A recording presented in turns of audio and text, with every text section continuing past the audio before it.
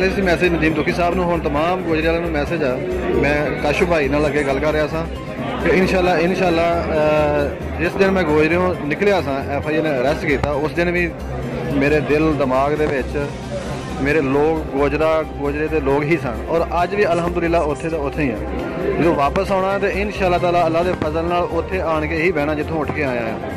तो मैं उम्मीद कराँगा कि मेरे दोस्त जिन्हें भी ने जिन्नी भी मेरी टीम से सारे इंशाल्लाह मेरा साथ देने वास्ते तैयार होएगी। तो शामी भाई वास्ते बिलखसूस कि शामी किसी भी किस्म तो परेशानी नहीं करना, ये अग का दरिया है, ये लंघ के जाना ही पैना है।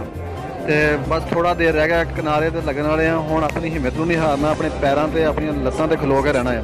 इंशाल्लाह आने वाला वक्त साडा ही है, असी ही इस मुल्क की बागडोर संभालनी है। मेरे एक लूह दे विच मतलब ये चीज़ सलाहियत कर गई है कि अपनी फैमिली बाद पहले लोग ने पहले मखलूक खुदा आ।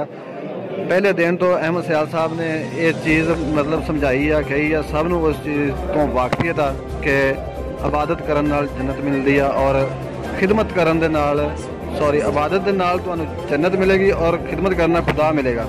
जो खुदा लभ जाए फिर जन्नत नूं की करना है। तो मखलूक खुदा दे विच ही सारा कुछ साडी जिंदगी जिहड़े साह है ने असी इंशाल्लाह मखलूक दे वास्ते सोचदे होया ही वो साह लवांगे। एक लम्हे वास्ते भी कभी ये चीज़ इंज नहीं आई कि असी फ्रॉड किया या करना है या दौड़ जाएंगे या आ कर लाँगे वो कर लाँगे, इस किस्म की कोई साड़ी सोच नहीं है। इंशाल्लाह मैं नदीम बंदेशा गोजरे वालियां दे नाल हाँ, गोजरे वालियां दी एक परेशानी नूं और एक पाई का जिम्मेदार हाँ। इंशाल्लाह पूरे जिम्मेदारी दे नाल हर बंदे दे घर तक वो लैन देन पहुँचावांगे अल्लाह के फजलो करम नाल।